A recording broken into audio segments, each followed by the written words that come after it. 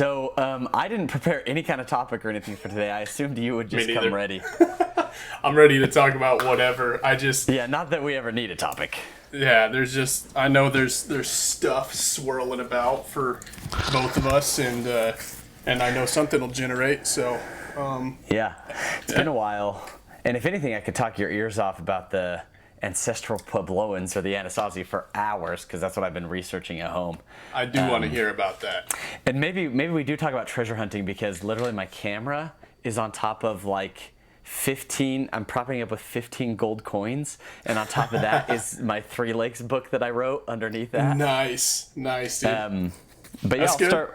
Let me show you this, dude. So, what you got? Found a lot of stuff out there. On private property, obviously, because that's where it's legal to find this stuff. And so, like, I don't know if you can see this. Yeah. I'll show it to the camera. It probably won't focus, but it's just little shards of arrowheads and stuff. I found some pretty good ones. But what I want to show you that's cool is I did some work for this lady when I was there, like painting her porch and everything.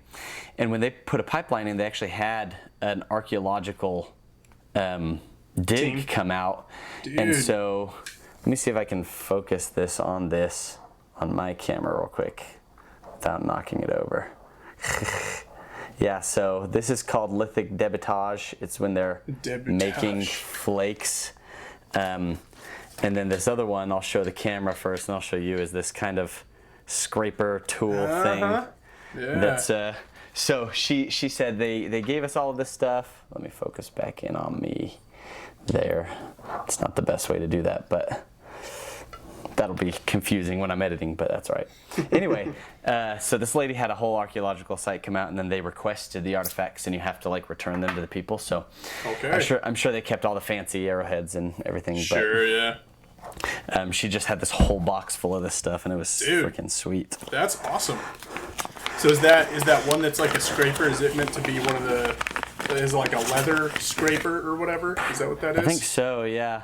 Just like a little, they call them thumb scrapers, because they're the shape of your thumb. So, dude, that is cool. And they all have little, I was going to say they all have little, they have numbers on them, sharpied in, and then it says how deep they were, exactly where it was found. This is a lithic biface. Okay. And she's like, I want to give you these because I think you're more excited about this than I am. And she's like, I don't know if you have a collection or whatever. I'm like, I have a museum in my room of this stuff. Yeah, man. That is freaking cool. What I love about those, I've never held a stone artifact like that ever in my life. Like, I don't know, maybe I've picked up an arrowhead at a gift shop or something. I don't know, but I think I've probably never touched such a thing. But it just fascinates me to no end to think about the person sitting there napping these things, just hours spent on crafting this little thing that 1,000 years later is trash. You know what I mean? Totally. It is in with the dirt. It's just a bunch of But it's so cool, man. And that's the difference between I go and I like to look at the artifacts and take pictures of the cliff dwellings and everything, because I'm from the Four Corners area, for those of you that don't know. And so there's a big difference. Like, I feel like when people talk about artifacts and treasure hunting and grave robbing and archaeology and all those things and where they intersect and everything, there's just a lack of nuance of people that don't understand all the situations, and we could talk about that. But for me, it's like, these were human beings, and things were important to them, and something that wasn't is potentially their trash or their garbage, but that's how we can learn the most about them, is through what they throw away. And people that dig up and steal things from actual graves and keep them and stuff, that's just like rubs me the wrong way. And so all of this stuff that I collect, is on my dad's property, and his mentality is like, well, if you find an arrowhead or something out there on my place, I'd rather preserve it rather than it just getting broken when we plow the fields or by the cows or by the animals or whatever. So it's kind of in the name of preservation that we pick it up there. And, these ones have been already removed from their archaeological context just because they're washed down streams already, or they get rained, like we find them where the rain deposits them and stuff. So I'm not saying any artifact out there, grab it. But, there's this guy that used to live in my area back in the 1800s or early 1900s, and everybody hates him because he found so many artifacts. But he actually cataloged them better than the contemporary archaeologists did. So maybe not quite up to the specs that the archaeologists do now, but contemporary archaeologists were not. He was like the first guy to understand that things that were deeper in the ground were older. And so he would document how deep they were in the ground, and he donated 95% of anything he found to museums. And now, if people like in archaeological circles and everything just hate on him and totally, like he carved his name into rocks, not on the sites, but near them, just like the early archaeologists did and the later tribes did to the earlier stuff from earlier tribes. And so archaeologists nowadays will like scratch it out and stuff because he's such a horrible person. And it's just funny how our conceptions of things, or in other words, do the exact same thing. The exact same thing. Whereas this guy probably like did the most conservation of, you know, Puebloan, ancient Ancestral Puebloan or Anasazi artifacts. Interesting. Because people were just finding stuff and stealing it out there. And what's crazy is it's still out there. The cliff dwellings are out there. I found and photographed a pot the other day. I think I showed you a picture of it. And, you know, we obviously left that there and reported it to the archaeologists. But, like, back in the day, they used to just grab it, sell it, keep it. My grandma just told me when I was home, she said her father and his friends would go out monkey hunting, and this actually just like breaks my heart, but it's a different time and a different idea around this stuff, so it's hard to judge those people. But they used to go out and dig up graves, and so he had a collection of a human skull and pots and everything. Wow. And then his grandkids, through a different line, the ones that inherited that stuff, did go out and rebury it on the reservation somewhere. So interesting. I like to think that our sentiments are a little more refined nowadays, but again, Yeah. you could be the guy out there finding those artifacts and they could end up making it into a museum. Somebody else could find it and break it or throw it in their garage or sell it to somebody across the ocean. And so it's kind of difficult to make a judgment call on people in the 30s and 40s and even up to the 70s and stuff. It was just different. I think you're right that like the sentiments and attitudes towards those things were different at the time, and they weren't necessarily terrible sentiments or attitudes. Sure. They were just different. And while, yeah, I think we are better off for having the sentiment toward it that we do now, which is like everything that we can learn from it is important. It's inheritance to those people who are descended from it is important. Like, we value these things in a different way, and I think we're better off for it. But yeah, it is hard to place judgment on a situation where it's like it was just different then. The world had been around or humans had been around for hundreds of thousands of years, always digging up each other's graves and stealing each other's stuff. And yeah, that's a good point too. Something that I was thinking about is like the farm where I grew up is in the Four Corners region, and it's in the middle of the Southern Ute Indian Reservation, which is in the lands that were possessed before them by the Ancestral Puebloans. And it's just easy, like like even the Navajo reservation has a ton of Puebloan remains, and they belong to the Navajo now because it's on the reservation. But the Navajo were literally enemies of the Puebloans back in the day. Anasazi literally is a Navajo word that means ancient enemy. So it's like, how would the Puebloans feel about their version of the white man coming in who took their land later, possessing all their artifacts? And so when it comes down to it, I think there's always nuance to that sort of stuff, and you want to be respectful to every group, but also you might be respecting a group who didn't respect the group who came before it. And there's not one clear-cut answer other than, in my opinion, scientific inquiry and scientific preservation. I think you can always kind of err on the side of that one, even to the point where a lot of archaeologists leave things now unexcavated in hopes that future technologies will allow us to learn even more, and they're leaving it to the future archaeologists as well, which I think is a cool way to go about that. But at the same time, like, there's this place in Colombia in like 1992 where a farmer accidentally opened a grave and it was full of golden artifacts, and in like a couple of days people had come in and removed like thousands of golden artifacts from there before the archaeologists could even get there, which is heartbreaking.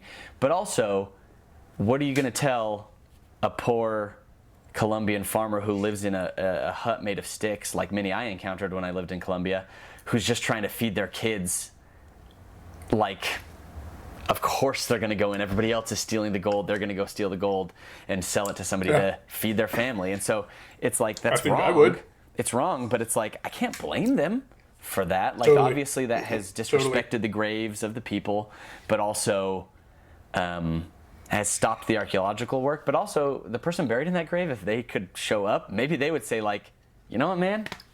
Take my stuff and feed your kids. You just never know. Not that you could ever make that call, but it's just like, these aren't some spectral ghosts of the past. These are human beings as well who understood stuff. But anyway, laying that groundwork of like the ethics are always cloudy with this sort of stuff, and that my personal, practice is photograph, leave it in place unless I've been specifically requested by the landowner to bring anything to them. I defer to whoever owns the land, right? If it's government land, you leave it there. Obviously, if you have permission to be on tribal land, you leave it there. Obviously, you don't even touch it. If you're on a private land and you're kind of doing these sorts of investigations, you should do what the owner of the land tells you to do, I think. And so that's kind of what I go with.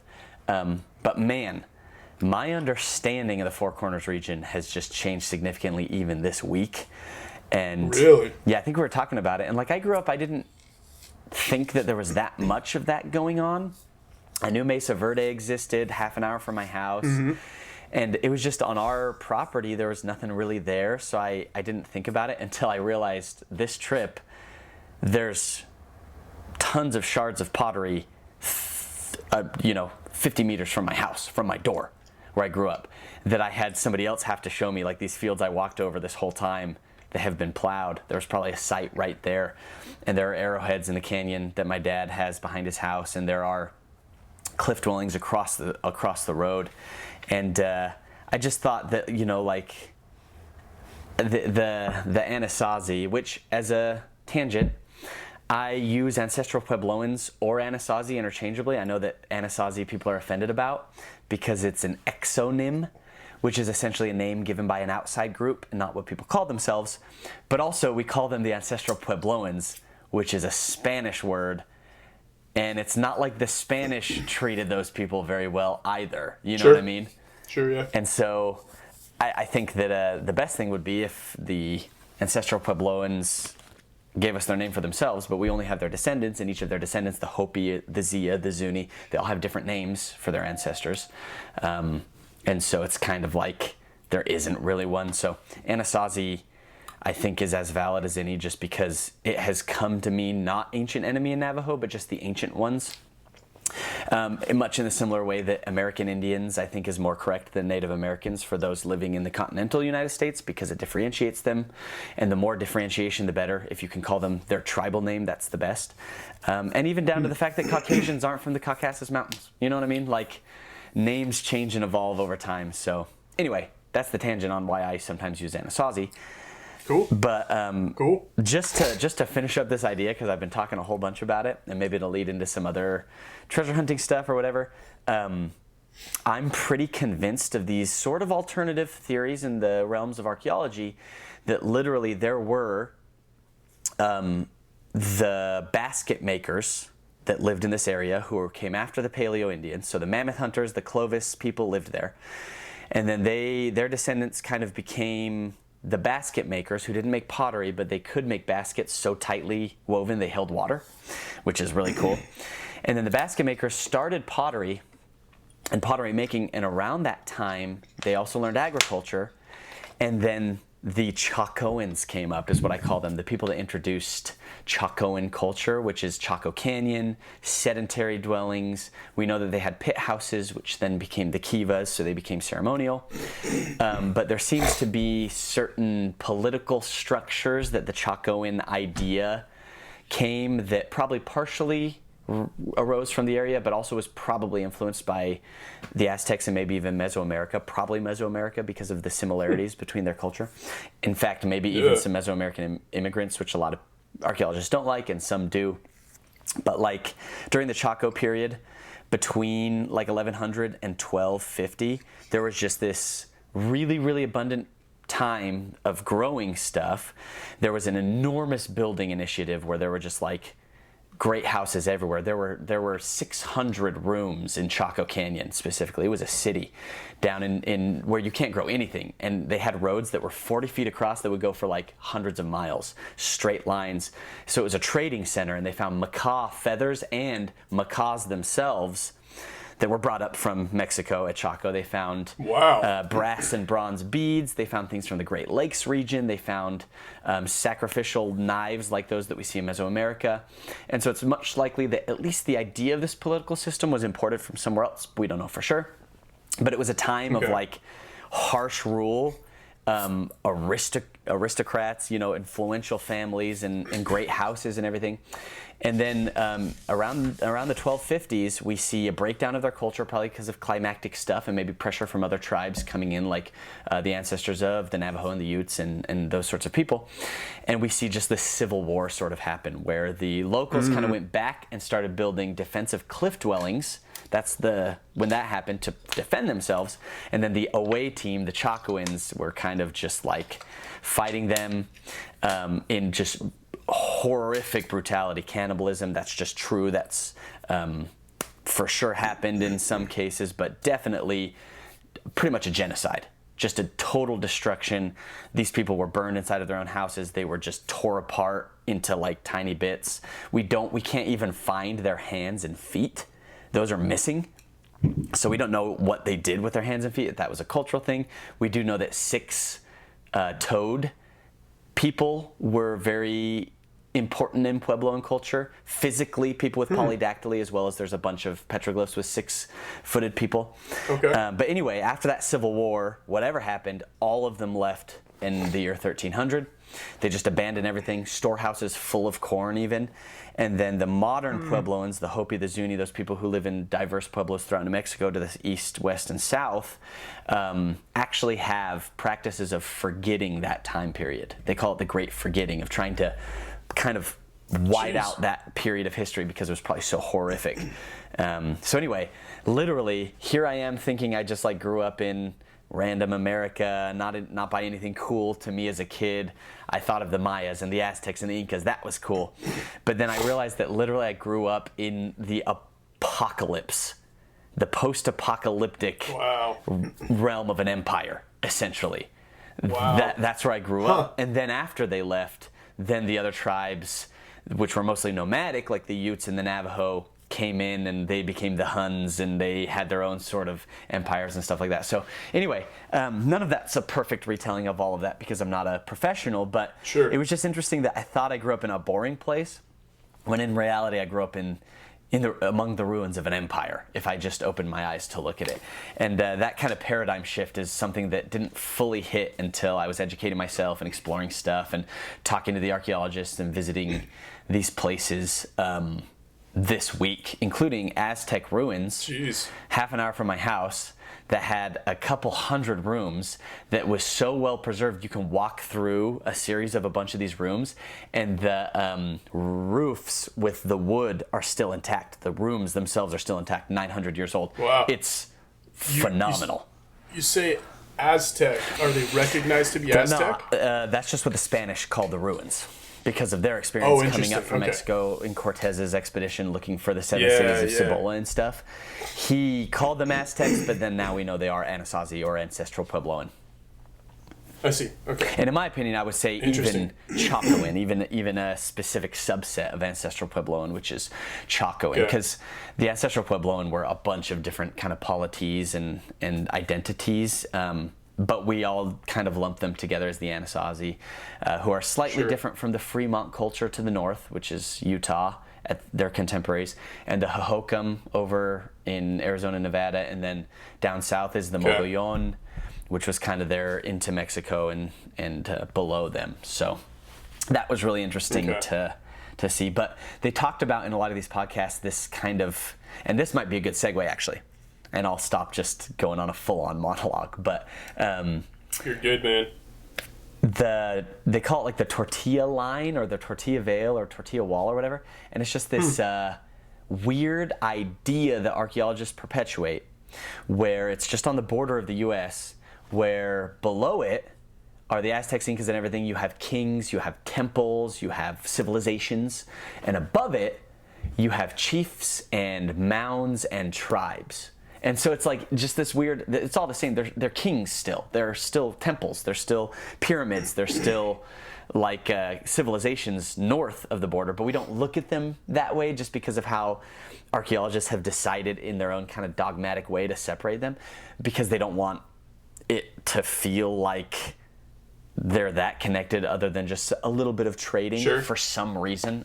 But anyway, yeah, that's just a little bit of that dogma has come through just in the way that we talk about, the tribes of the North and the chiefs of the North and the mounds and the civilizations and temples and pyramids and kings and emperors of the South. Yeah.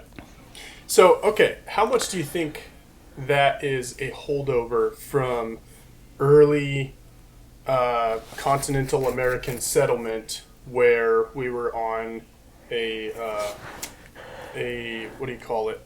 A full blitz of trying to delegitimize these peoples, their claim to the land, their status of civilization, and all that. Like, how much of the language is held over because we did a real good job of doing that here and downgrading them, whereas maybe that wasn't done as much in Mexico after Spain no longer, was on a full sprint trying to kill them all. That's a really interesting question, because I hadn't thought of that. Mexicans are descendants of the Aztec and the Maya. They are as much Aztec and Maya as they are Spaniards. But in America, we still have this very clear line between the Europeans and the natives, right? Mm-hmm. And so I wonder if it's just easier to be like, I appreciate that my ancestors were great civilization builders, whereas here our white historians were kind of like, it's not that big of a deal. It's not like Europe. It's not even like below the border. These are just tribes. And so I bet that totally had something to do with it, just trying to delegitimize them or even unintentionally delegitimizing them. Right. Yeah. Right.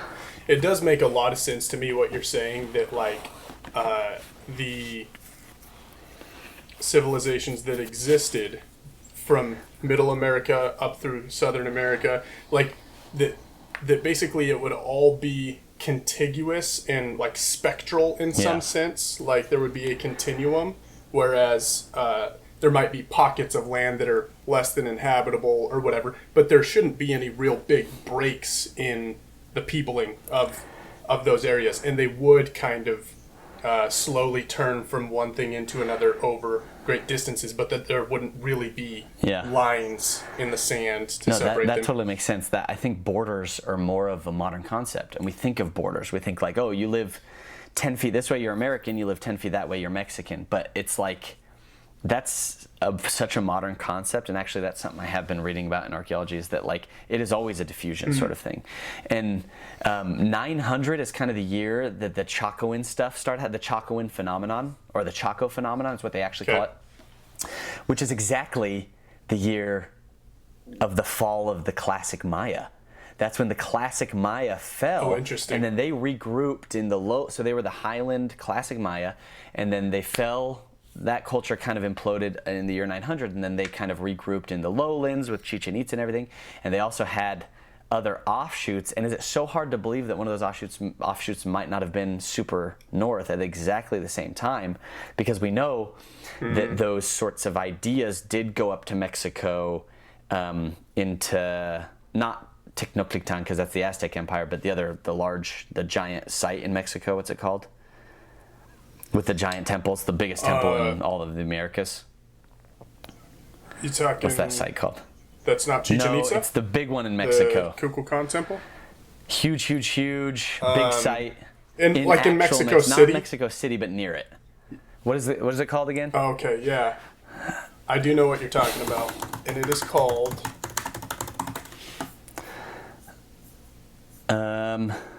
Tenochtitlan is all that's coming up for me, but I know that's not what you're looking for. What is it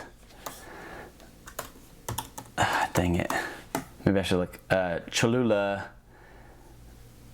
What is it called? Dang it, this is dumb. It sounds kind of like Teotihuacan. That's what I'm thinking of. So like that happened as well. All of these cultures, which started kind of with the mother culture of the Olmecs potentially, or maybe even somewhere else. How difficult is it to think that these people offshooted into these different areas, especially because in the Americas, especially the Puebloans, they have a feathered serpent who has to do with rain.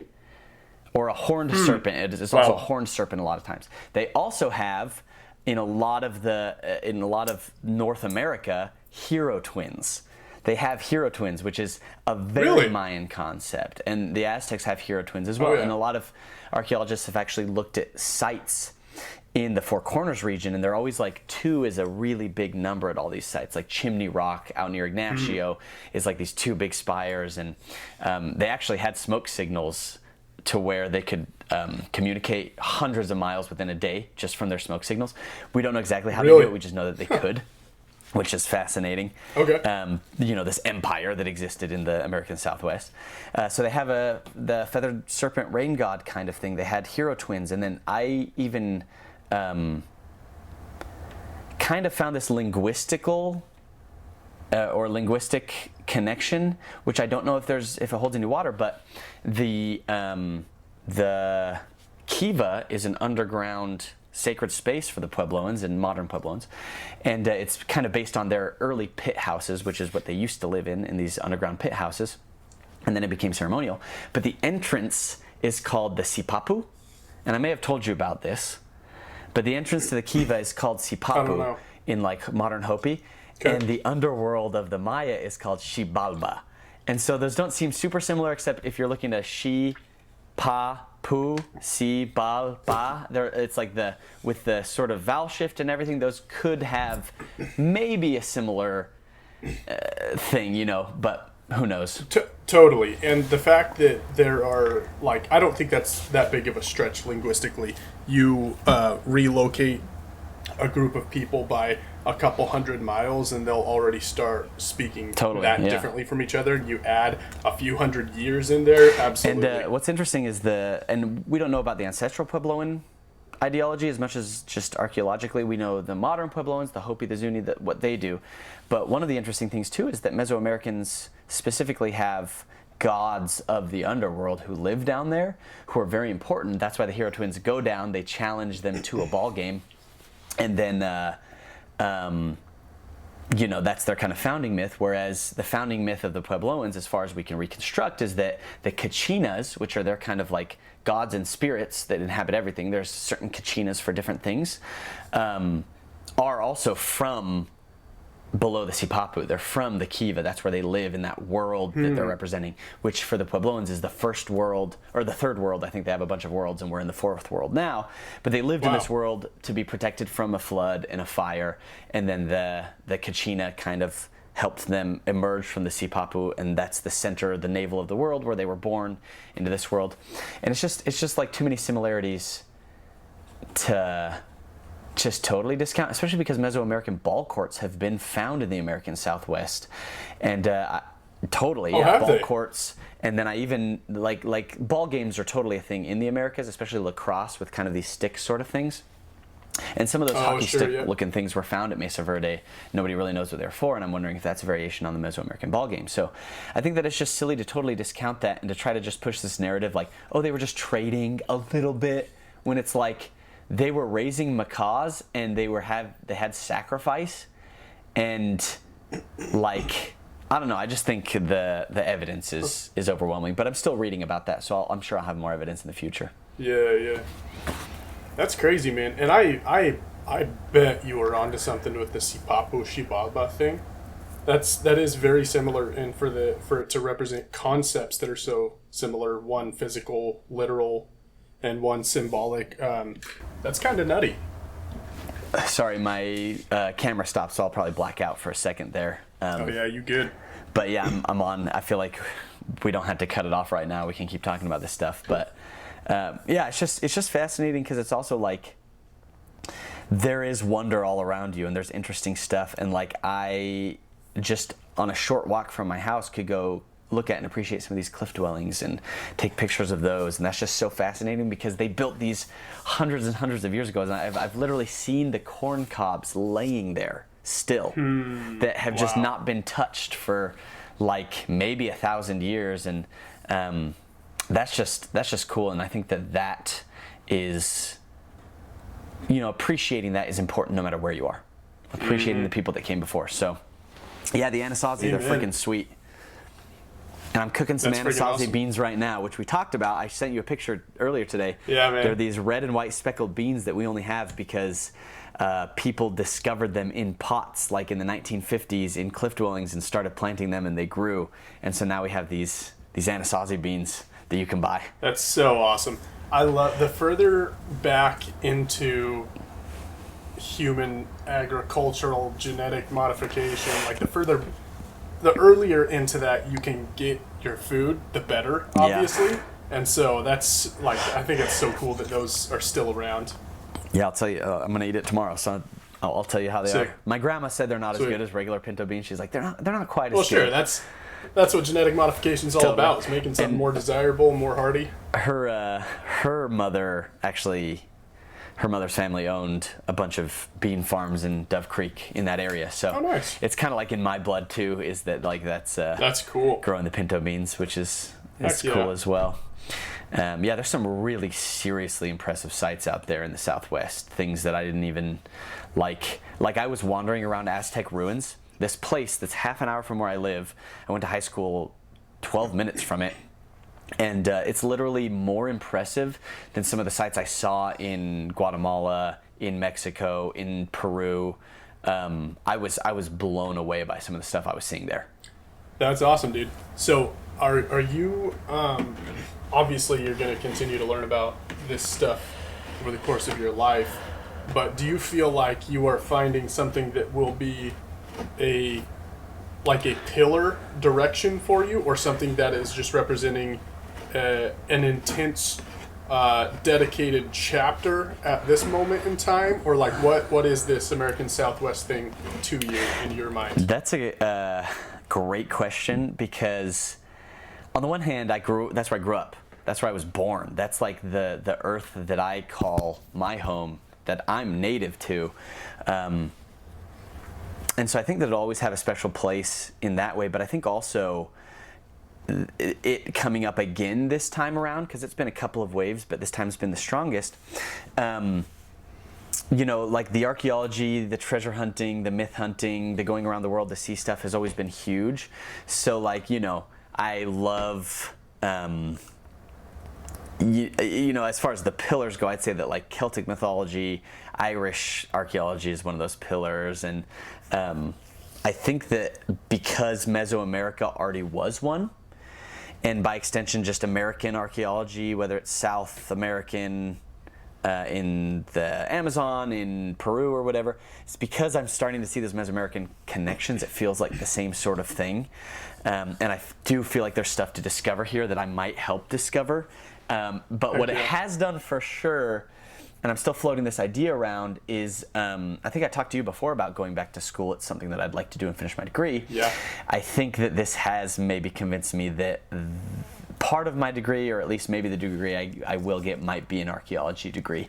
That's awesome. Anthropology, archaeology of some sort. I think when I'm feeling like I'm going to go back to school soon, and I'll probably be doing that down here in St. George, where I'll be taking some film classes first, because they don't have an archaeology program.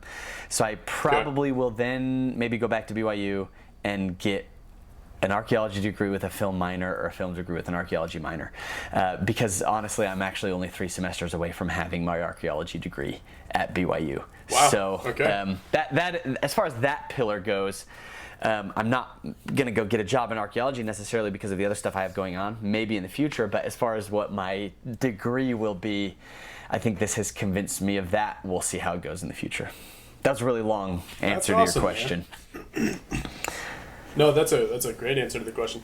And I'm sitting here thinking about all the people that contribute to our knowledge of the past, and a great number of them are, like pedigreed academics who have access to certain sites. They have backing. They have the honor of publishing things in peer-reviewed journals and having their stuff met with serious consideration and whatnot. And that's where we get like a lot of our knowledge of the past, is from that slow, methodical, very good, very well prescribed or well, what's the word I'm looking for? Just legitimized. Very well laid out. Oh, sure, yeah. Process. But within that group of people, the academics who are published or not, or whatever, there is just as high, I think, a percentage of quacks within that demographic as there is in lay folk who study the past. The problem is there are way more lay folk who read about the past and study the past and theorize about the past than there are credentialed academic people who study it. So you run into way more quacks of the lay variety. And so there is this concept out there that people who fall into like the lay category should not be theorizing about the past because they're just more likely to contribute quackery. And I don't think they're any more likely to. I think the percentages would probably show that, again, there are equal chances of an academic or a lay person being a quack. Mm-hmm. An academic just basically stuck with a particular route for a longer period of time. That's what distinguishes an academic from a lay person. And I know I had a reason for starting to say this, and I can't remember what it was. That's cool. That's fine. Yeah. I think all I was getting at was that,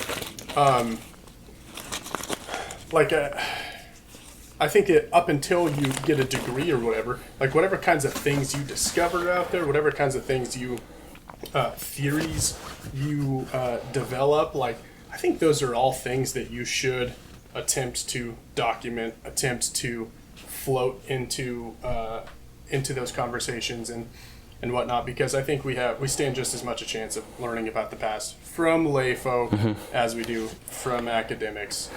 And it's just that it's a numbers game. I think, again, percentage chance of being a quack is decent in any camp, but we just have so many more lay people than we have academics. That made me think of the guy I was talking about earlier that they scratch out his name, and I actually wanted to say it because, again, Richard Wetherill is one of the people that's like that, in my opinion. He's the guy I was talking about before, who, was the first one to kind of theorize in the Southwest, anyway, that things buried deeper down were older, and he took meticulous notes about what he did, and he's also the one that like popularized Anasazi because he spoke Navajo and talked to the Navajo and did all of this work to like gather information about this stuff. And again, did so much better of a job than contemporary archaeologists. But nowadays, simply because he wasn't an archaeologist and associated with an organization, his name is scratched out, even though he did more for the conservation of this stuff than many other people. And so I guess they called him Anasazi. That was his nickname, but he's the one that first excavated the Cliff Palace, the giant, huge one in Mesa Verde. And then at the end of his life, so he's born 1858 in Pennsylvania, died 1910 at 53 years old at Chaco Canyon. He owned a trading post there. So he was criticized as a pot hunter by his archaeologist competitors. Although many of the artifacts he found were sold or donated to prominent museums, and his work was often financed or overseen by museums. So he was also murdered in 1910 under mysterious circumstances. So I'll probably look at that and see what's going on. But he was a Quaker guy from Pennsylvania who came and was just fascinated with this stuff, and probably did so much to like we probably wouldn't even see any of this stuff if he wouldn't have done that. And so anyway, that's just, I wanted to say his name because that's somebody who isn't perfect, who probably didn't do as good a job as modern archaeologists would, but who did enormous conservation work and is not appreciated because of it. So that's incredible. It really really what you need is a person with maybe an obsession, but someone who is willing to apply rigor to whatever they're doing. And that can be an academic, that can be a layperson. But if you're being rigorous and humble about your approach to things and being willing to, maybe you take pride in an idea you had or whatever, but being willing to let that be struck down by the facts if necessary and change and whatnot. You can be obsessed and also be humble. And I think that intersection, that's the person who contributes most wholesomely to our understanding of the past. And you find that in academia.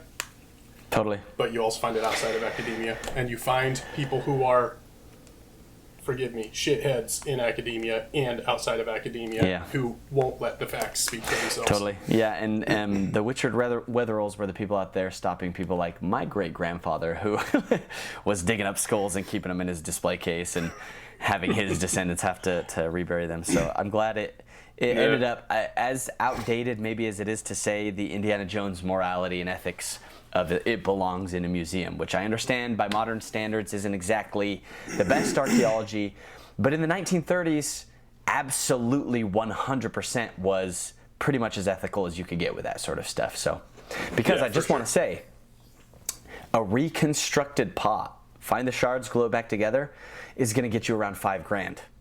A whole pot is going to be more like $15,000 to $20,000, and the more rare it is, it just goes up from there. I mean, arrowheads themselves will get hundreds of dollars, and so these are not things of it's not just gold that has monetary value. All of this stuff is sellable, and so that's why I think also that kind of changed my perception of it, realizing when we saw that pot and I was looking at $15,000 right there on the ground, I was like, yeah, and it belongs right there, right where it is. I'm going to take a picture, I'm going to take a video, and that means so much more to me than trying to sell out because of it. So we're so quick to accuse other people's ethics, and I think that we should worry about ourselves first. So yeah. Good point. That didn't exactly go the direction I thought it would, but it does relieve the weight of the Anasazi lore I've learned on my own on my shoulders, and I'm glad I got to just water hose you with it. So yeah, man, it went a good direction. I think the thing that fascinates me the most in what you're talking about is just this this connection between the American Southwest and Central America, and I'd like to see that connection demonstrated more heartily, in mainstream ways. Yeah, for sure. I completely agree with that. And I guess we're at 43 minutes. Should we end up at the 45 mark here? Sure. That sounds good. Yeah, that sounds good. Yeah, and we'll be doing this for the people following along. Any of you we'll be doing these a little more regularly now that I'm back home in St. George, and we'll talk about all sorts of stuff. Yeah, man. Yep, we sure will. Sweet. All right, man. Well, have a good one, and let's do this again next week. Sounds good, dude. All right, man. Thanks. Catch you later. Bye. See ya.